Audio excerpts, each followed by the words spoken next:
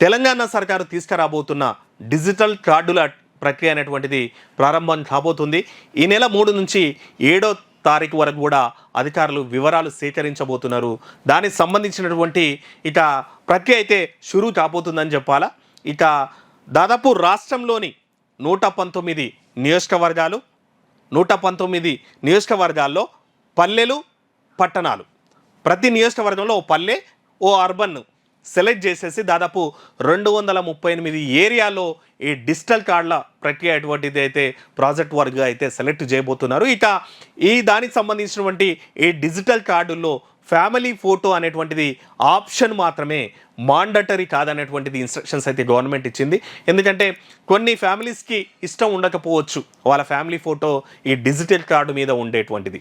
అంటే ఫ్యామిలీ ఒప్పుకుంటేనే ఆ ఫోటో అనేటువంటిది ఆప్షనల్ మాత్రమే, ఆ ఫ్యామిలీ అనేటువంటిది ఒప్పుకుంటేనే, వాళ్ళు అగ్రీ చేస్తేనే ఆ ఫోటో తీసుకునేటట్టు కూడా ఇన్స్ట్రక్షన్స్ అయితే పెట్టిండ్రు. ఇక త్వరలోన రేపటి నాడు ఇక ఆరోగ్యానికి సంబంధించినటువంటిదైనా, రేషన్ కార్డు అయినా సరే, ఆ కుటుంబ వివరాలైనా సరే, ఆ కుటుంబ ఆస్తిపాస్తులైనా సరే, ఆ కుటుంబ చదువులైనా సరే, ఆ కుటుంబానికి ఇంకేమేమి ఇన్కమ్ సోర్సెస్ ఉన్నాయి, ఇవన్నీ కూడా ఆ ఏ కుటుంబానికి సంక్షేమ పథకాలు అందినాయి, ఇవన్నీ కూడా ఈ డిజిటల్ కార్డులో కూడా నిక్షిప్తం చేయనున్నారు. ఇక పైలట్ ప్రాజెక్టుగా వచ్చేసి దాదాపు 238 విలేజెస్లో ఈ 3 తారీఖు నుంచి 7 తారీఖు వరకు కూడా చేయనున్నారు. ఇందులో సక్సెస్ అయిన తర్వాత రాష్ట్రం మొత్తం కూడా అన్ని విలేజెస్లో కూడా ఇది ఇంప్లిమెంట్ చేయబోతున్నారు. ఎందుకంటే రేపటి నాడు పలానా పర్సన్కి డిజిటల్ ఈ కార్డుల వల్ల బెనిఫిట్ ఏంటంటే, ఫర్ ఎగ్జాంపుల్ హెల్త్ కార్డు చేసిండ్రు అనుకుందాం, హెల్త్ ప్రొఫైల్ చేసిండ్రు, XYZ అనేటువంటి పర్సన్ది డిజిటల్ హెల్త్ ప్రొఫైల్ చేసిండ్రు.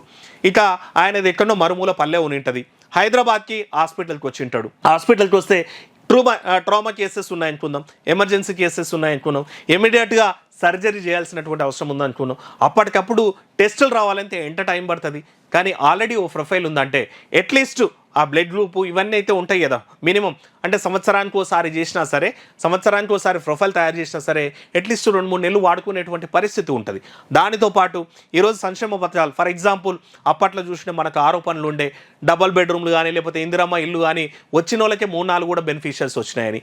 ఒక్కసారి ఈ స్కీమ్కు బెనిఫిట్ అయ్యిందంటే వాళ్ళను లాక్ చేయొచ్చు ఇమీడియట్గా.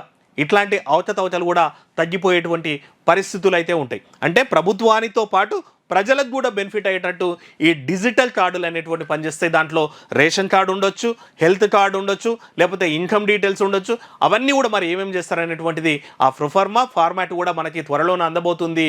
ఇక ఫ్యామిలీ బేస్డ్గా ఈ డిజిటల్ కార్డులు కూడా ఇచ్చి వీటిని బేస్ చేసుకొని సంక్షేమ పథకాలు కానీ లేదంటే వాళ్ళ బెనిఫిట్స్ కూడా అందించే దిశగా అయితే రేవంత్ సర్కార్ అయితే ముందు పోతుందని చెప్పాలా.